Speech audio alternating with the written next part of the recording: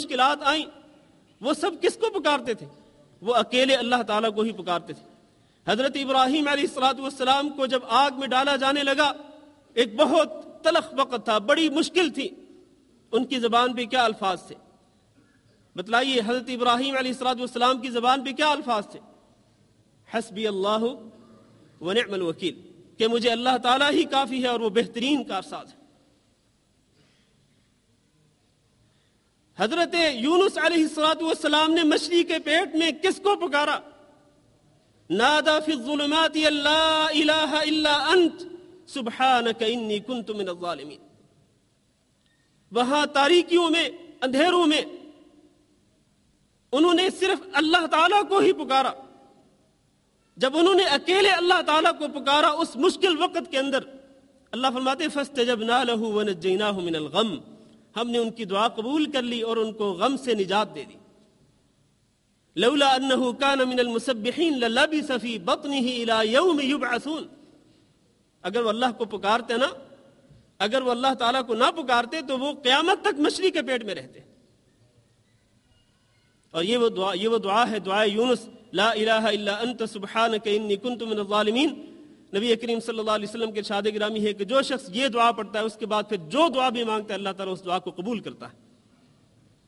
یہ عظیم دعا، اس میں بھی اللہ تعالیٰ کو پکارا گیا ہے، اللہ تعالیٰ کو ہی غوث قرار دیا گیا، اللہ تعالیٰ کو ہی مشکل کشا قرار دیا گیا۔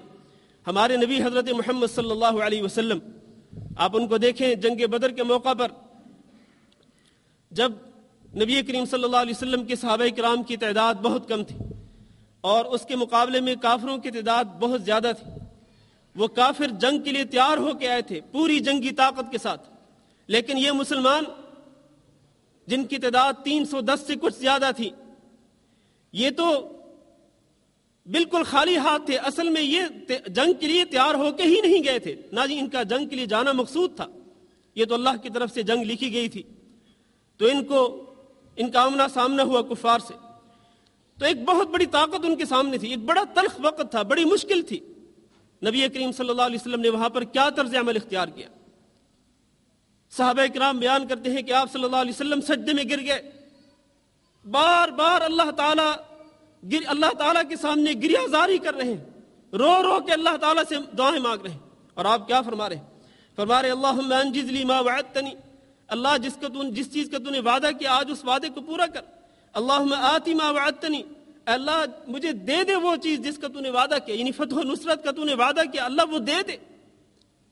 رو رو کر گڑ گڑا کے اللہ تعالیٰ سے مانگ رہے ہیں، اور اللہ تعالیٰ سے یہ گزارش کرتے ہیں آپ صلی اللہ علیہ وسلم، اللہم ان تہلک هذه العصابۃ من اہل الاسلام لا تعبد فی الارض، اے اللہ اگر اہل اسلام کی یہ مٹھی بھر جماعت اگر آج ہلاک ہو گئی تو اس کے بعد خطہ زمین پر تیری عبادت کرنے والا کوئی نہ ہوگا۔ یہ آپ صلی اللہ علیہ وسلم کا طرز عمل حضرت ابوبکر صدیق رضی اللہ تعالیٰ عنہ بیان کرتے ہیں کہ آپ صلی اللہ علیہ وسلم اتنی گریہ زاری کر رہے تھے، اس قدر رو رہے تھے، اس قدر اللہ تعالیٰ سے دعائیں کر رہے تھے کہ آپ کے کندھوں پر جو چادر تھی وہ چادر بھی گر گئی۔ حضرت ابوبکر صدیق رضی اللہ تعالیٰ عنہ آئے اور آپ صلی اللہ علیہ وسلم کو اپنے سینے سے لگایا اور کہا کہ اب آپ بس کیجئے، اللہ تعالیٰ یقیناً اپنا وعدہ پورا کرے گا۔ یہ آپ صلی اللہ علیہ وسلم کا طرز عمل اس مشکل وقت میں، اور صحابہ کرام کیا کر رہے تھے؟ صحابہ کرام کا طرز عمل بھی یہی تھا کہ وہ اللہ تعالیٰ سے فتح و نصرت مانگ رہے تھے۔ اللہ نے قرآن مجید میں ارشاد فرمایا اذ تستغیثون ربکم فاستجاب لکم انی ممدکم بألف من الملائکۃ مردفین، اللہ نے فوراً ان صحابہ کرام کی اور اپنے نبی صلی اللہ علیہ وسلم کی دعا کو قبول کیا اور فرشتے نازل کر دیے ان صحابہ کرام کی مدد کے لیے۔ صحابہ کرام کہتے ہیں کہ ہم نے جب مارکے جہاد میں، میدان جہاد میں جب ہم اپنی تلوار لہراتے تھے کافر پر حملہ کرنے کے لیے، کافر کی گردن کاٹنے کے لیے، تو ابھی ہم نے اپنی تلوار سے حملہ نہیں کیا ہوتا، وار نہیں کیا ہوتا کہ اس سے پہلے ہی دشمن کی، کافر کی گردن جو ہے وہ زمین تک پہنچ چکی ہوتی۔ یہ غیبی مدد تھی اللہ تعالیٰ کی طرف سے۔ معنی یہ ہے کہ جب بھی آپ اللہ تعالیٰ کو پکاریں گے مشکل کے وقت میں تو اللہ تعالیٰ ضرور آپ کی مدد کرے گا۔ اور میرے بھائیوں، جیسا کہ میں نے پہلے کہا، مشرکین مکہ اگر اللہ تعالیٰ کو مشکل کے وقت پکارے تو اللہ ان کی سنتا اور ان کی قبول کرتا، ان کو مشکل سے نجات دیتا۔ تو پھر مسلمان کے لیے کیا مشکل ہے مسلمان کو کیا الجھن ہے اس سلسلے میں کہ وہ مسلمان اکیلے اللہ کے سامنے کیوں ہاتھ نہیں پھیلاتا، اکیلے اللہ تعالیٰ کو غوث اور مشکل کشا تصور کیوں نہیں کرتا؟ آپ دیکھیں حضرت موسیٰ علیہ السلام کے زمانے کا وہ ایک بڑا امیر آدمی جس کو قارون کہا جاتا ہے، جہاں اللہ تعالیٰ نے اس کے زمین میں دھنسانے کا ذکر کیا ہے، فَخَسَفْنَا بِهِ وَبِدَارِهِ الْأَرْضِ سورۃ القصص میں اس آیت کی تفسیر میں بعض مفسرین نے لکھا ہے کہ اس نے قارون نے حضرت موسیٰ علیہ السلام پر تہمت لگائی، کسی عورت کے ذریعے، ایک زانی عورت کے ذریعے تہمت لگائی کہ موسیٰ علیہ السلام نے ان کے ساتھ بدکاری کا ارتکاب کیا، والعیاذ باللہ۔ حضرت موسیٰ علیہ السلام کو بہت غصہ آیا، بڑا صدمہ ہوا، رنج و الم میں مبتلا ہو گئے کہ اس بدکارہ عورت نے مجھ پہ الزام لگا دیا، میری عزت کو برباد کر دیا۔ اللہ تعالیٰ نے کہا کہ اے موسیٰ، میں زمین کو تمہارے لیے فرما بردار بناتا ہوں، اس کو حکم دیتا ہوں کہ وہ تمہاری فرما برداری کرے، تم جو زمین کو حکم دو گے اس پہ عمل کرے گی۔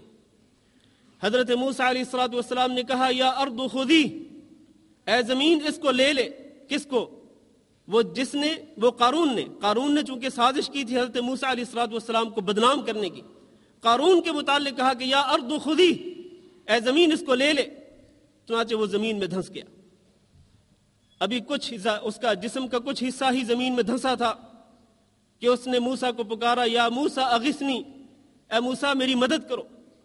موسیٰ علیہ السلام نے پھر کہا یا ارض خذی، وہ کچھ اور دھنس گیا حتیٰ کہ سینے تک وہ زمین کے اندر چلا گیا۔ وہ پھر بھی پکار رہا ہے قارون کہ موسیٰ میری مدد کرو۔ موسیٰ علیہ السلام نے پھر بھی کہا یا ارض خذی کہ اے زمین اس کو لے لے، چنانچہ زمین نے اس کا پورے جسم کو زمین کے اندر دھنسا دیا۔ اللہ تعالیٰ کی قوت اور اس کی قدرت کے ساتھ قارون جو ہے وہ پورے کا پورا زمین کے اندر دھنستا چلا گیا۔ اس وقت اللہ تعالیٰ نے کہا حضرت موسیٰ علیہ السلام کو عزتی و جلالی، بعزتی و جلالی، کہ میں اپنی عزت کی قسم اٹھا کے کہتا ہوں اور اپنے جلال کی قسم اٹھا کر کہتا ہوں، لو استغاث بی لاغثتہ، اگر اس نے مجھ سے مدد طلب کی ہوتی تو میں اس کی مدد ضرور کرتا۔ قارون جو کہ بہت بڑا کافر تھا، اللہ کے دین کا دشمن تھا، اگر وہ بھی، اس کے بارے میں اللہ تعالیٰ فرماتے کہ اگر یہ بھی مجھ سے مدد طلب کرتا ضرور اس کی مدد کی جاتی۔ لیکن میرے بھائیوں، کیا وجہ ہے کہ مسلمان کیوں اللہ تعالیٰ کو نہیں پکارتے؟ اصل میں مسلمانوں کے عقیدے میں خرابی آ چکی ہے، تو مسلمانوں کو اپنا عقیدہ درست کرنا چاہیے اور اکیلے اللہ تعالیٰ کو ہی غوث اور مشکل کشا تصور کرنا چاہیے۔ تیسری بات، چونکہ وقت کم ہے، تیسری بات جو عقیدہ توحید کے مخالف ہے، عقیدہ توحید کے منافی ہے،